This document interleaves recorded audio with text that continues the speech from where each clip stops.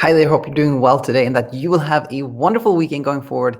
In today's episode of Mining the Comments, we will look at a comment that really got my attention. I get a notification for every single comment that comes into our channel.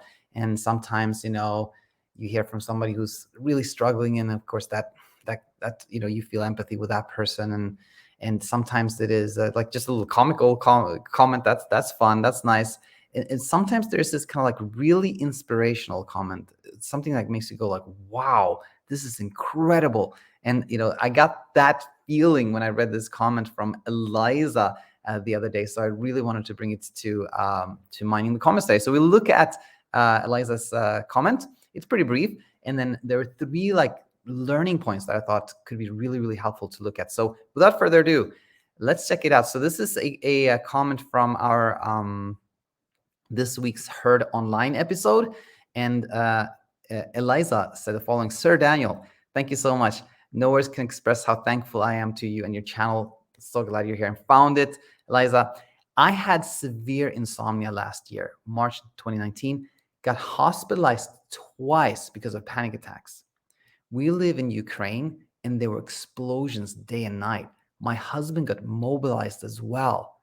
I was always on Reddit before I discovered your channel, and there's one woman there that always recommended your channel.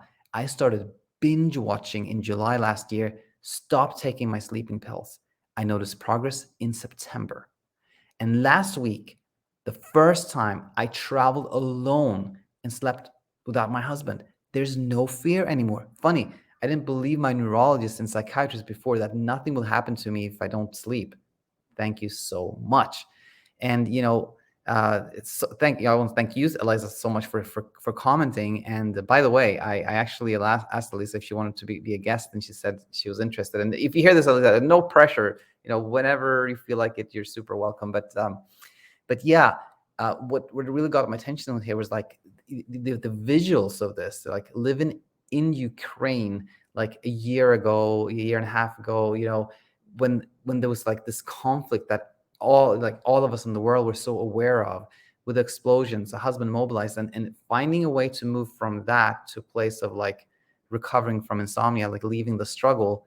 I thought that was incredibly inspiring, and I was so glad Eliza shared this, and that was kind of like the first thing I really want to point to here was that leaving the struggle is possible even with challenging circumstances. This is a common question I get, and it's like, hey Daniel, like I have this medical condition. Will it be possible for me to leave insomnia? Or I've just had a baby. I'm a new mom, or we're just moving. I have a new job, or things of this nature. And when I saw this from Eliza, I was like, if someone can find their way out of the struggle in the circumstances that Eliza was in, I think that can really make us see that it is possible, regardless of what circumstances we are in, to leave the struggle and do this inner work.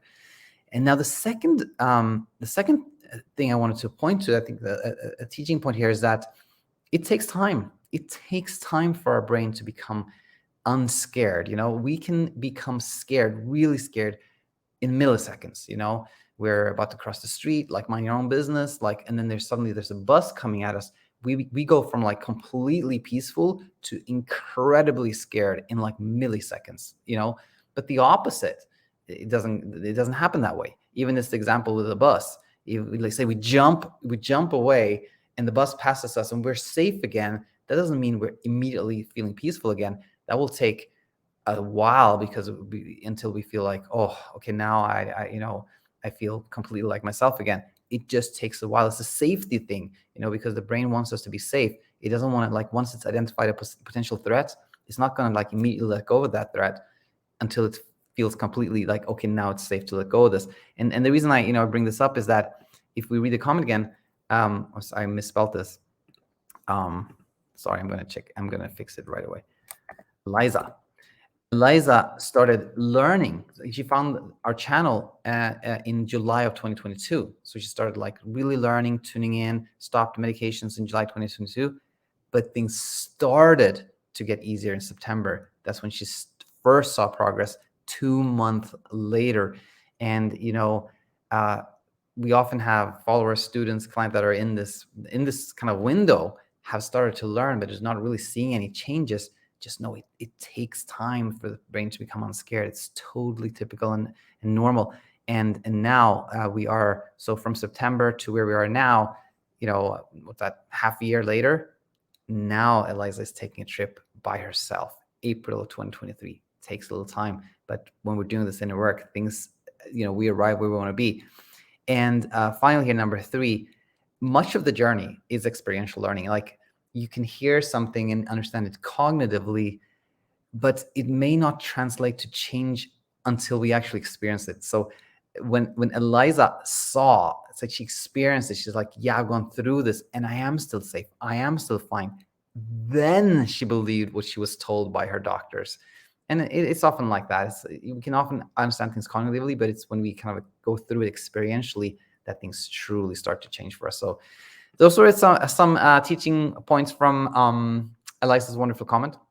Hope they made sense to you. And if you have thoughts, comments on the comments here, then please let us know. Other than that, I just want to say that if you, like Eliza, are finding your way to where you want to be, thanks to our free content here, that is amazing. That's wonderful. And do let us know, like Eliza did. That's always so nice to hear. On the other hand, if things are a bit tricky, if you're not really seeing, how the pieces of the puzzle fit in, you're feeling maybe alone, isolated, people around you don't really understand what you're going through, you'd like some more support and guidance, head over to our website, thesleepcoachschool.com, and check out our coaching options. If you decide to join any of our programs, then we look forward to seeing you on the other side. So with that said, I will wish you a pleasant, peaceful, a wonderful weekend, really, and look forward to having you back next week. Until then, take it easy.